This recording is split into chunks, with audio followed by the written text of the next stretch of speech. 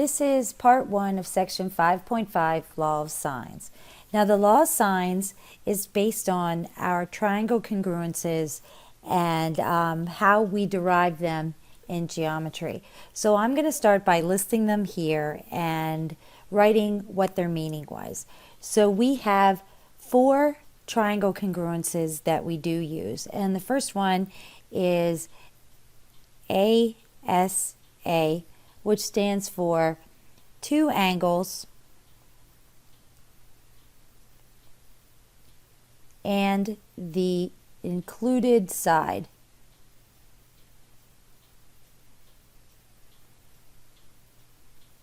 So 2 triangles are congruent if 2 angles and an included side of the corresponding triangles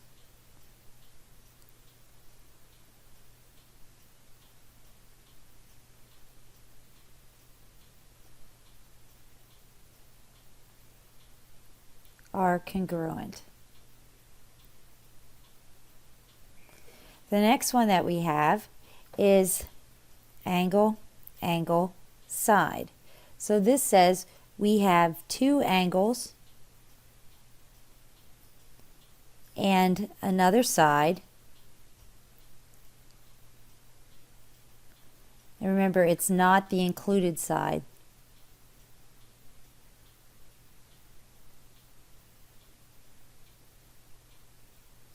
That looks a little messy there.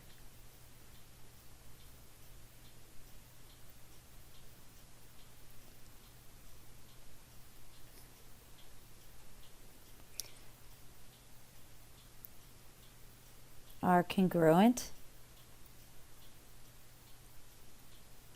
to the corresponding parts of another triangle.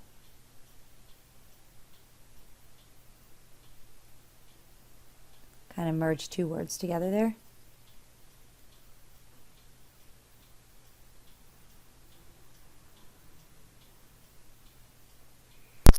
And the next one is side, angle, side. So that's 2 sides and the included angle. And I'm not going to write out the rest of it because these are review. And then finally we have side, side, side. So all sides. I'm going to put corresponding sides.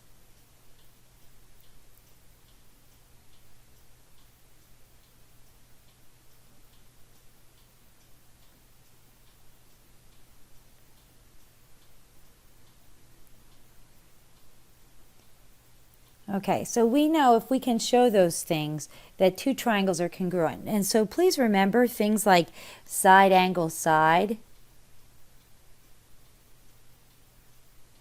What I'm talking about here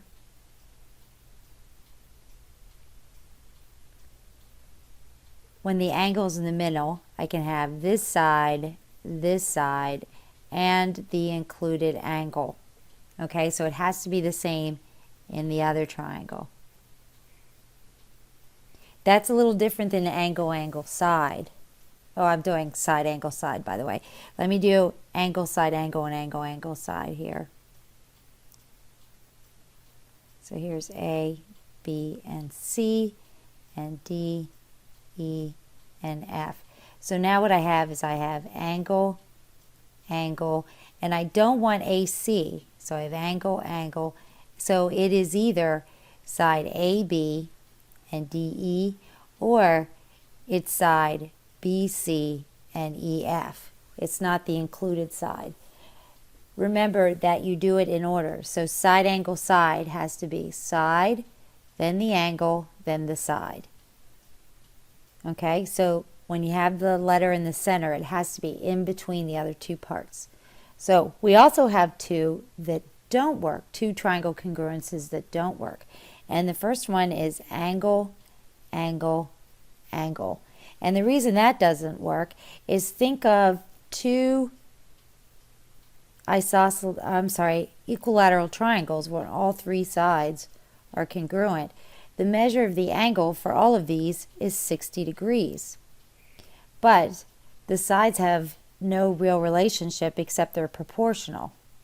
That's why angle, angle, angle is a congruence for similarity, not congruence. It is a check for similarity, not for congruence. So these two triangles, all the angles are the same, but they're definitely not congruent because the first one is much smaller. They are proportional, but they are not congruent. And the other one is side-side angle. That one is definitely not so either, because you can have two triangles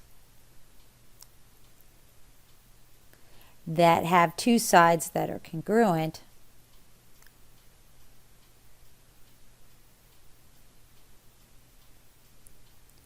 and then the third side is not. So like I could have that side congruent to this side here, and then this side congruent to this side, and let's say these two angles are congruent here, and that would be here. But you can definitely see that those two triangles are not congruent. So you've got to be careful about those two. So with these, you'll notice that for the most part, the ones we're going to use the most here are the ones that have the two angles. That we can use the law of sines with two of these, and we're going to use the law of cosines, which with the other two are easier to use. So we're going to start now and look at that. Okay, so what is the law of sines? The law of sines is a set of ratios that are congruent to each other. So it reads like this. In any triangle ABC with angles capital A, capital B, and capital C that have opposite sides,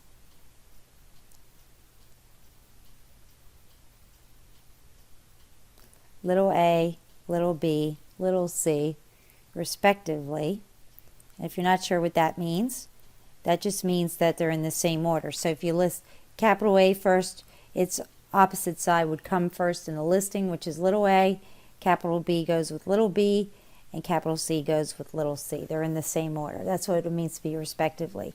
So the law of sines tells us this, that the sine of angle A over the length of side A is the same ratio as the sine of angle B over the side length of B, which is also the same as the sine of angle A over the side length of C.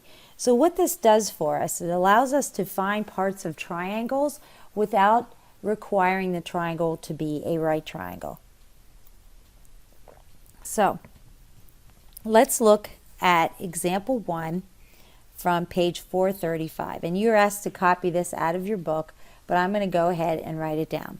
What we are to do is to solve, and when I say solve, that means find all the sides and angles.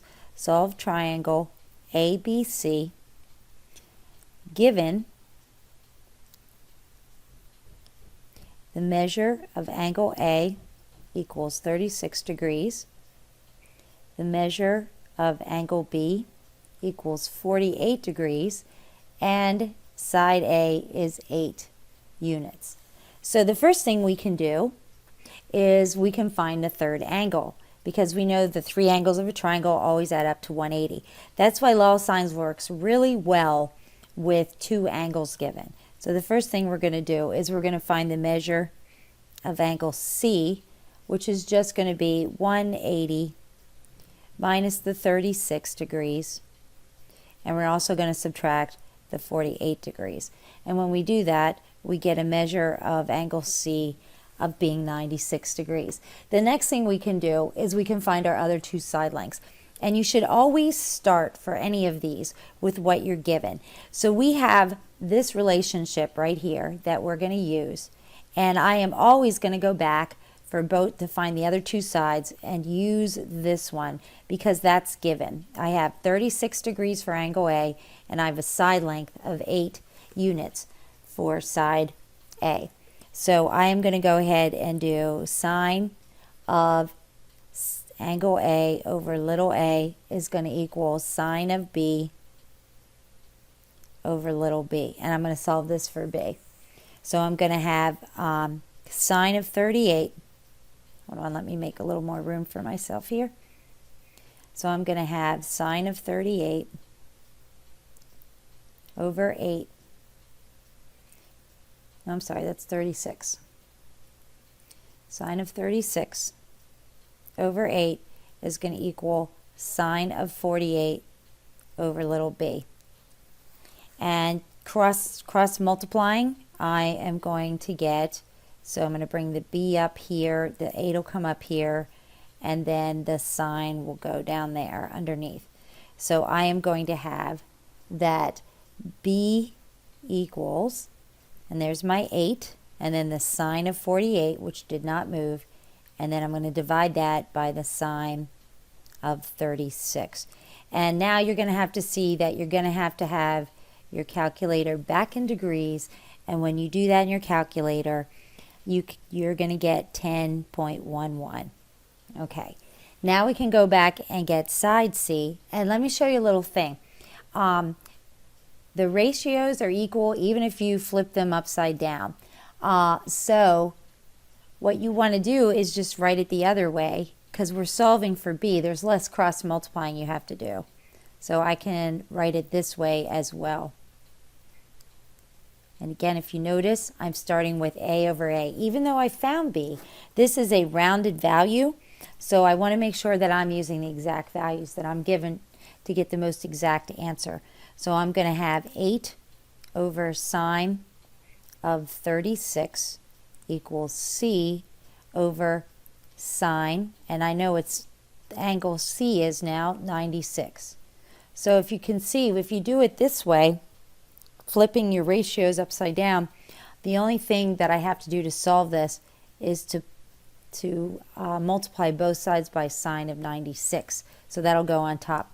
So I'm going to have, I'm going to have 8 sine of 96 degrees divided by the sine of 36 degrees equals C.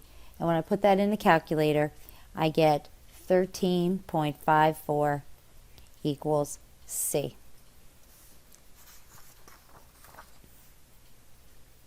Okay. Next example, number 1 from page 439. Is I was given a triangle and it looks like this.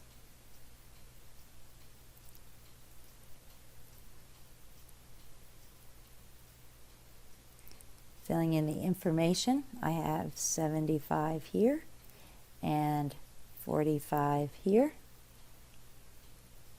Well, I filled that in too soon.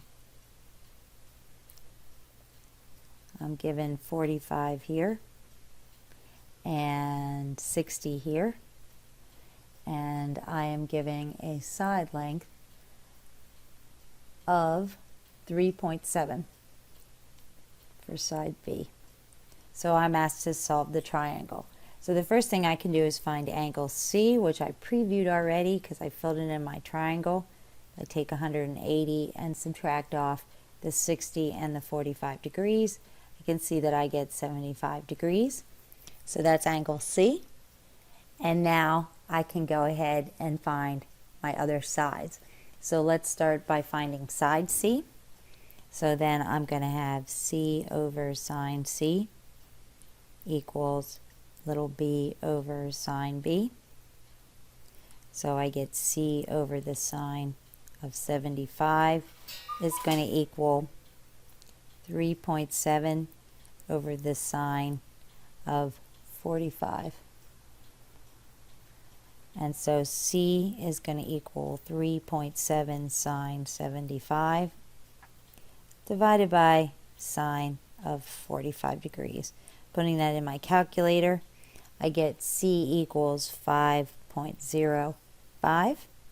And then I can go back and get side A. So again, I'm going to use little a. I'm going to flip it this way since I'm looking for the side lengths. And again, I'm going to use b and sine b because they were the given values. So a is going to be found from taking a over sine of 60 degrees and setting that equal to 3.7 over the sine of 45 degrees. So a is going to equal 3.7 sine of 60, and we're going to divide that by the sine of 45 degrees. So a is going to equal 4.35. Okay, so next part. What about the ambiguous case? That's going to be our angle, angle, angle, or our side, side angle. What could possibly happen in this case? Well, we have three different possibilities. One is that what we're given forms no triangle. So the measurements we're given form no triangle. So it's possible to be given like two little sides and an angle here that's so big that these will never meet. It'll go like this or something with the angle that you're given. So that could happen. The second thing is that we could form one triangle. And the third thing is we could actually have a choice and form two triangles.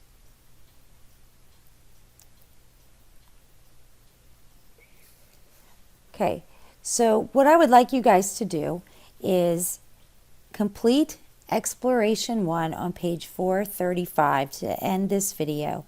And then in the beginning of the next video, I'll put the results of that to see what you guys discovered of when there is one triangle, two triangles, or no triangles.